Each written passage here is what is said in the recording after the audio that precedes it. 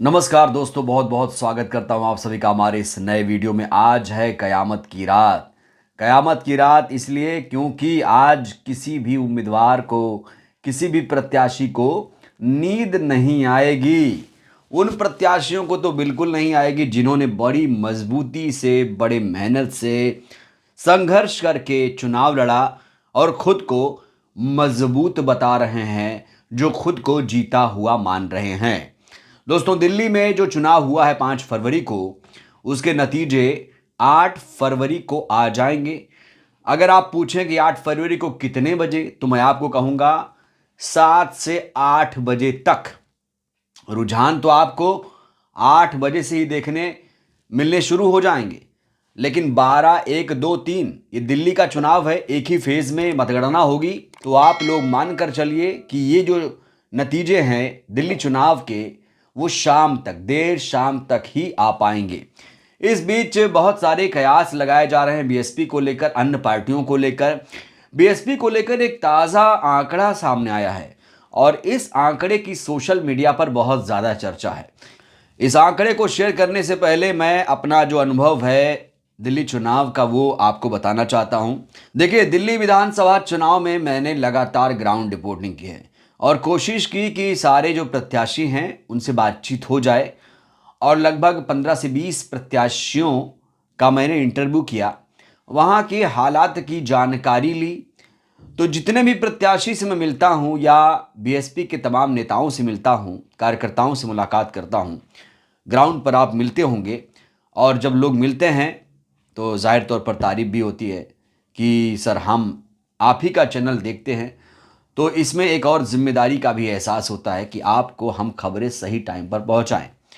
तो जहां जहां जिस जिस विधानसभा क्षेत्र में हमने दौरा किया, ग्राउंड रिपोर्टिंग की, तो वहां से सभी ने हमें जो रिपोर्ट दी वो है 40 सीटों का आंकड़ा। बीएसपी के तमाम नेता एक सुर में कह रहे हैं कि जो बीएसपी है दिल्ली में 40 सीटें जीतेगी। और ये आंकड़ा सुनकर जो बहुजन विरोधी हैं, जो कहीं ना कहीं बीएसपी विरोधी हैं, उनको हंसी भी आ सकती है। और जब ऐसा ही आंकड़ा सोशल मीडिया पर रखा गया तो उसको लेकर एक बहस शुरू हो गई है।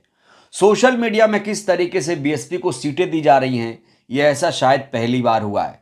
हम और आप तो कुछ भी आकर बोल सकते हैं, लेकिन सोशल मीडिया में क्या चर्चा है वो भी मैं आपको बताऊंगा। और क्या रियल है, रियल क्या है, बीएसपी क्या कहाँ खड़ी है, क्या हो सकता है, उस पर भी बात करेंगे। लेकिन ये जो सर्वे है ये मैं आपके सामने रखना चाहता हूं। एक बहुजन लेखक हैं, उनका नाम है क्रांति कुमार। क्रांति कुमार जी ने एक पोल, अपना पोल, एग्जिट पोल, विधानसभा चुनाव पर क्रांति कुमार का एग्जिट पोल बहुत ज़्यादा वायरल है। ना सिर्फ वायरल है बल्कि इसे शेयर भी किया जा रहा है, इस पर लगातार डिबेट हो रही है, चर्चा हो रही है और कमेंट बहुत आ रहे हैं, प्रतिक्रियाएं भी आ रही हैं। इन्होंने कहा है कि सभी अपना अपना अनुमान बता रहे हैं, हम भी अपना अनुमान बताना चाहते हैं। जैसा कि मैंने आपको बताया कि बीएसपी के तमाम नेता ये कह रहे हैं कि इस बार 40 सीटें बीएसपी जीतेगी।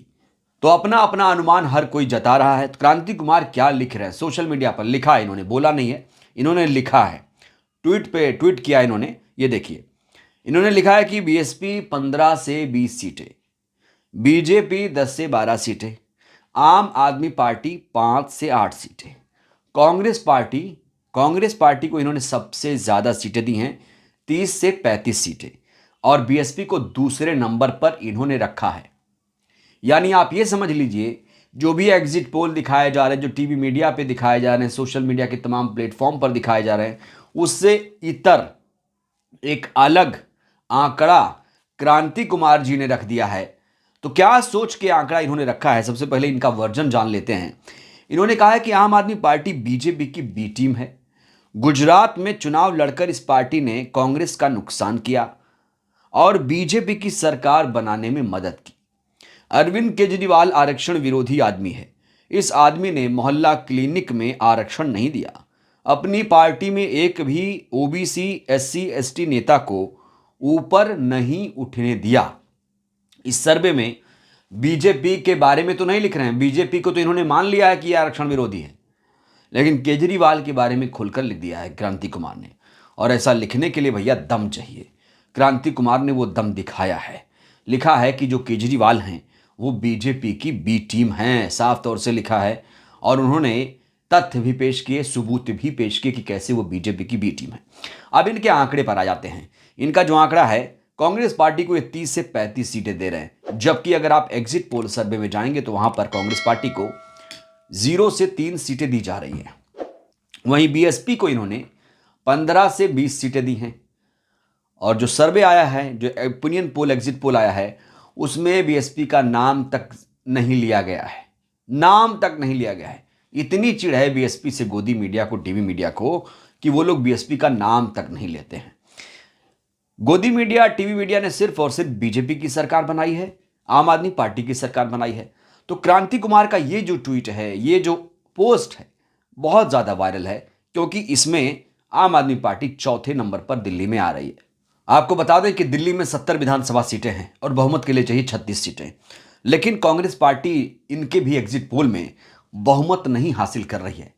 30 सीटें वो दे रहे हैं कांग्रेस पार्टी को, यानी कांग्रेस पार्टी को 6 सीटों की आवश्यकता होगी। और अगर बीएसपी की 15 सीटें मिला लें तो यहां पर जो बीएसपी है साफ तौर से किंग मेकर की भूमिका में नजर आ रही है। दोस्तों, अगर हम बीएसपी के आंकड़ों पर फोकस करें तो 15 से 20 कोई बड़ी बात नहीं है। 12 सीटें दिल्ली में रिजर्व हैं। 2008 में बहुजन समाज पार्टी 2 सीटों पर जीत चुकी है, कई सीटों पर दूसरे स्थान पर थी। यह इतिहास नहीं भूलना चाहिए। इसका मतलब यह हुआ कि जो बीएसपी है वो सक्षम है सीटें जीतने के लिए। भाई 80 सीटों पर सारे 80 उम्मीदवार होंगे, और अगर सारे जो एससी और मुसलमान जो वोटर हैं उन्होंने अगर बीएसपी को वोट किया होगा तो जाहिर तौर से यह आंकड़ा आ रहा है। वैसे जो मशीन है खुलेगी सुबह 8 बजे, लेकिन 15 से 20 कोई बड़ा आंकड़ा नहीं है। अगर मैं कुछ सीटों का नाम बताऊं जहां पर बीएसपी ने अच्छे तरीके से चुनाव लड़ा है, जब भी मैंने बात की है तो इन प्रत्याशियों ने, यहाँ के प्रत्याशियों ने यह कहा है कि हम बड़ी ही मजबूती से डोर टू डोर गए हैं, कैंपेन किया है, हमने अंडर करंट लगाई है। कुछ सीटों के नाम मैं आपके सामने रखना चाहता हूं। एक सीट है सीमापुरी, एक सीट है अंबेडकर नगर, एक सीट है मादीपुर, उसके बाद एक सीट है करोल बाग, त्रिनगर एक सीट है, आकाश आनंद जी ने यहां पर प्रचार किया था, एक सीट है लक्ष्मी नगर, एक सीट है देवली, एक सीट है गोकलपुरी। गोकलपुरी में आपने देखा होगा आकाश आनंद आए थे, उन्होंने जमकर चुनाव प्रचार यहां पर किया था, और ये जाटो बहुल इलाका है, यहां पर एक बार बीएसपी जीत चुकी है। त्रिलोकपुरी को लेकर भी तमाम नेता दावा करें कि त्रिलोकपुरी में बसपा ने मजबूती से चुनाव लड़ा है। और एक सीट है कोंडली। कोंडली में याद करिए आकाश आनंद ने चुनावी सभा को संबोधित किया था पहली बार, याद है आपको तो कोंडली, ये वो सीटें हैं, 9 से 10 सीटें हैं जहां मजबूती से बीएसपी ने चुनाव लड़ा, और ये वो सीटें हैं जो दिख रही हैं। बाकी इन्होंने कहा कि 15 से 20 सीटें, तो ये आंकड़े तभी संभव हो पाएंगे जब दलित और मुसलमान एकजुट हुए होंगे, कुछ ओबीसी वोटर भी बीएसपी के साथ आए होंगे, तो जाहिर तौर पर यह आंकड़ा बीएसपी को मिल सकता है। इसमें कोई बड़ी बात नहीं है, क्योंकि वोटर ही पार्टियों को चुनता है। याद रखिएगा, जो वोट का अधिकार बाबा साहेब ने दिया है वो इसीलिए दिया है कि राजा का बेटा राजा ना बने। तो अगर सही तरीके से मतदान हुआ और सही तरीके से काउंटिंग हो गई, जैसे कि धांधली के भी आरोप लगते हैं, आपको पता ही है आजकल मशीन का मामला है तो यहां पर धांधली भी हो जाती है, मशीन से धांधली होती है, बार बार होती है।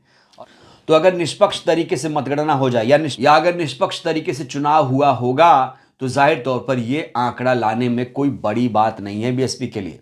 आपको बता दें कि बीएसपी ने 70 सीटों पर पहली बार प्रत्याशी उतारा है दिल्ली में। 68 सीटों पर दमदारी से चुनाव लड़ने का दावा किया गया, और तमाम जो बीएसपी के नेता वो यही कह रहे हैं कि हम 40 सीटें जीतेंगे। लेकिन क्रांति कुमार यहां कह रहे हैं कि भैया 15 से 20 सीटें। हालांकि इनके पोस्ट पर कई सारे जो बहुजन विरोधी लोग हैं वो आकर कहते हैं कि बसपा तो जीरो है, हाथी तो जीरो है, हाथी का कुछ नहीं होगा। तो जैसे ही क्रांति कुमार ने ये पोस्ट किया, जो मनु आदि थे वो तिलमिला उठे, उन्होंने तुरंत कहना शुरू कर दिया कि बीएसपी जीरो है, बीएसपी जीरो है। कांग्रेस जीरो है उसकी कोई नहीं बात कर रहा है। कांग्रेस जीरो हो जाए, कांग्रेस जीरो हो गई थी ना, याद है आपको 2020 के चुनाव में कांग्रेस पार्टी को दिल्ली में कोई भी सीट हासिल नहीं हुई थी, लेकिन कांग्रेस को कोई जीरो नहीं बोल रहा है।